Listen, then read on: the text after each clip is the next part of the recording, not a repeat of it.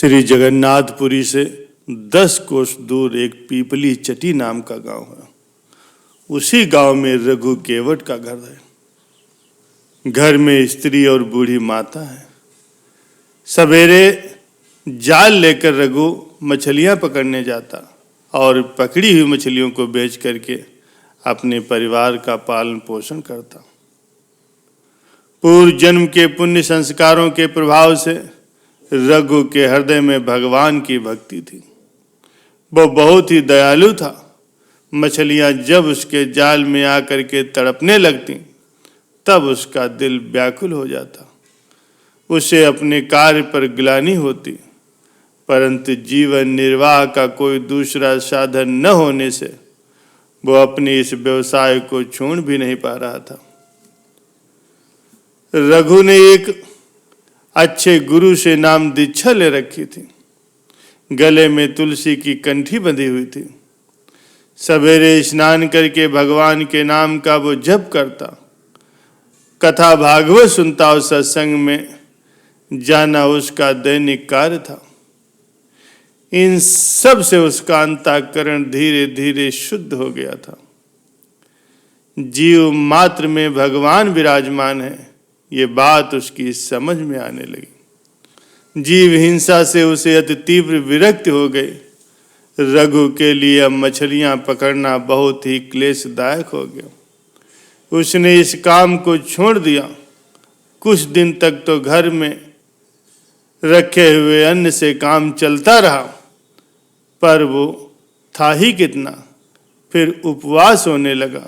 घर में त्राह त्राह मच गई। पेट की ज्वाला और माता और स्त्री के तिरस्कार से व्याकुल होकर के रघु को फिर से जाल उठाना पड़ा। वो स्वयं तो भूख से प्राण दे सकता था, पर वृद्ध माता और स्त्री का कष्ट उससे सहा नहीं जा रहा था। वो पछताता हुआ भगवान से प्रार्थना करता हुआ तालाब पर गया। जाल डालने पर एक बड़ी सी लाल मछली उसमें आकर के फंस गई। जल से निकालने पर वो तड़पने लगी। रघु का हृदय छटपटा उठा। उसे स्मरण आया कि सभी में तो भगवान है। उस तड़पती मछली में उसे स्पष्ट भगवान प्रतीत हो रहे थे। इसी समय उसे माता और अपनी पत्नी की भूखी आकृति का स्मरण हुआ।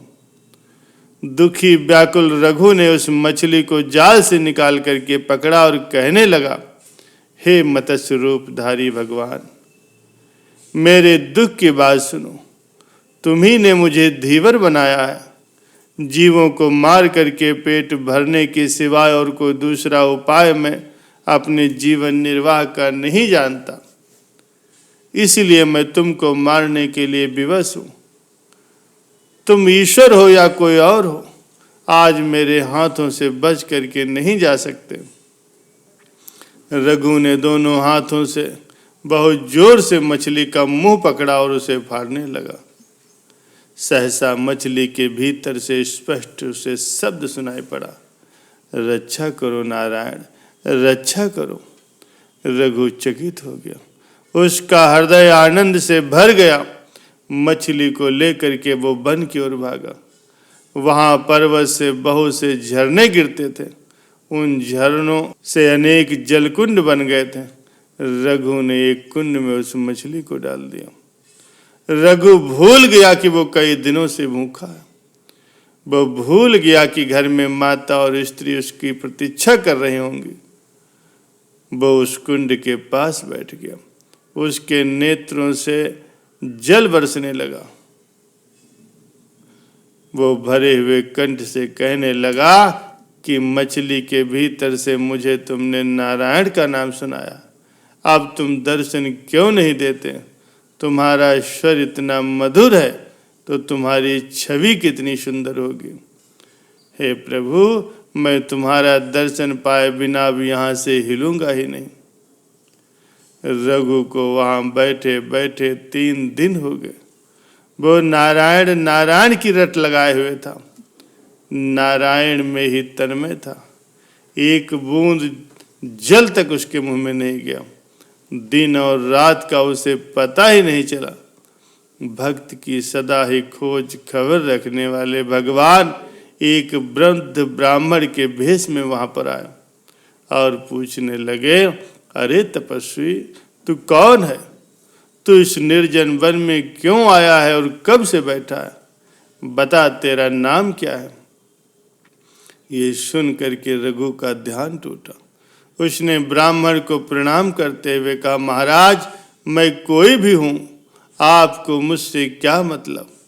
बातें करने से मेरे काम में विघ्न पड़ता है, इसलिए आप यहां से पधारे। ब्राह्मण ने तनिक हंस करके कहा, मैं तो चला जाऊंगा, पर तू सोच सही, मछली भी कहीं मनुष्य की बोली बोल सकती। तुझे भ्रम हो गया, जब कुछ उस मछली में है ही नहीं, तब तुझे भला दर्शन किसके होंगे? तो यहाँ व्यर्थ में क्यों बैठा है? अपने घर जा। रघु तो ब्राह्मण की बात सुन करके चौंक पड़ा। उसने समझ लिया कि मछली की बात जानने वाले ये सर्वज्ञ मेरे प्रभु ही। वो बोला, भगवान, सभी जीवों में परमात्मा ही है, ये बात मैं जानता हूँ।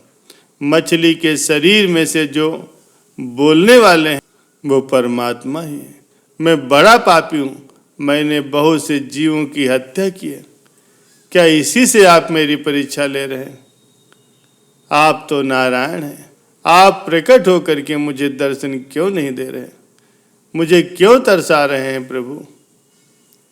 अपने भक्त की प्रेम भरी प्रार्थना को सुन करके प्रभु अपनी दिव्य चतुर्भुज रूप में प्रकट हो गया। रघु तो एक टक उन्हें देखता ही रह गया।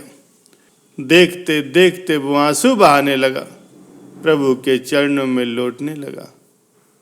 भगवान ने उसे भक्ति का आशीर्वाद दिया और कोई वर मांगने को कहा। रघु ने हाथ जोड़ करके कहा, प्रभु, आपके दर्शन हो गए, आपने भक्ति का आशीर्वाद दे दिया, आप फिर मांगने को रहा ही क्या है? परंतु आपकी आज्ञा है तो मैं एक छोटी वस्तु मांगता हूँ। जाति से मैं धीवर हूँ, मछली मारना मेरा पैतृक स्वभाव है। मैं यही वरदान मांगता हूँ कि मेरा ये स्वभाव छूट जाए। पेट के लिए मैं कभी भी हिंसा न करूं। अंत समय में मेरी जीभ से आपका ही नाम निकले और आपका दर्शन करते हुए मेरे प्राण निकले। भगवान ने रघु के मस्तक पर हाथ रख करके कहा, तथास्तु, और अंतर्ध्यान हो गया। भगवान का दर्शन पा करके रघु संपूर्ण रूप से बदल गया। वो भगवान के नाम का कीर्तन करता हुआ अपने घर आया। गांव के लोगों ने उसे धिक्कारा कि माता और स्त्री को निराधार छोड़ करके वो क्यों भाग गया था। दया करके गांव के जमींदार ने बेचारी स्त्री के लिए अन्न का प्रबंध किया। रघु ने इसे भी भगवान की दया मानी। यदि वो घर पर रहता तो भला जमींदार उसे एक छटाक भी अन्न देने वाला नहीं था। अब वो प्रातः शौच स्नान आदि से निवृत्त होकर के भगवान का भजन करता और फिर कीर्तन करता हुआ गांव में घूमता रहता और बिना मांगे ही लोग उसे बुला करके अनेक पदार्थ दे देते थे। इस प्रकार से अनायास ही उसका और उसके परिवार का पालन पोषण होने लगा। उसकी माता और स्त्री भी अब भजन ध्यान में लग गए। रघु अब भजन के प्रभाव से पूरा साधु हो गया। दिन रात उसका मन भगवान के ध्यान भजन में लगा रहता। वो नाम का कीर्तन करते करते बेसुध हो जाता। अब रघु की स्थिति ऐसी हो गई थी कि उसके मुख से जो कुछ भी निकल जाता वही सत्य हो जाता। वो वचन सिद्ध महात्मा माना जाने लगा।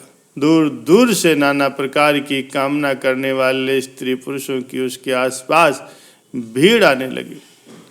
रघु इस प्रपंच से घबरा गया। मान प्रतिष्ठा उसे मानो विष की जैसी लगती। घर छोड़ करके अब वो निर्जन वन में रहने लगा और 24 घंटे केवल मालिक के भजन ध्यान में ही बिताने लगा। एक दिन रघु को लगा कि मानो नीलाचल नाथ श्री जगन्नाथ जी उससे भोजन मांग रहे हैं। इससे उसे बड़ा आनंद हुआ। भोजन सामग्री लेकर के उन्होंने अपनी कुटिया का द्वार बंद किया भक्त के बुलाते ही भाव के भूखे श्री जगन्नाथ जी प्रकट हो गए और रघु के हाथ से भोजन करने लगे। उसी समय नीलाचल में श्री जगन्नाथ जी के भोग मंडप में पुजारी ने नाना प्रकार के पकवान सजाए। प्यारे सज्जनों, श्री जगन्नाथ जी के मंदिर से भोग मंडप अलग है। भोग मंडप में एक दर्पण लगा है, उस दर्पण में जगन्नाथ जी के श्री विग्रह का जो प्रतिबिंब पड़ता है उसी को ही भोग लगाया जाता। सारी सामग्री आ जाने पर पुजारी जब भोग लगाने लगा तब उसने देखा कि दर्पण में प्रतिबिंब तो पड़ ही नहीं रहा।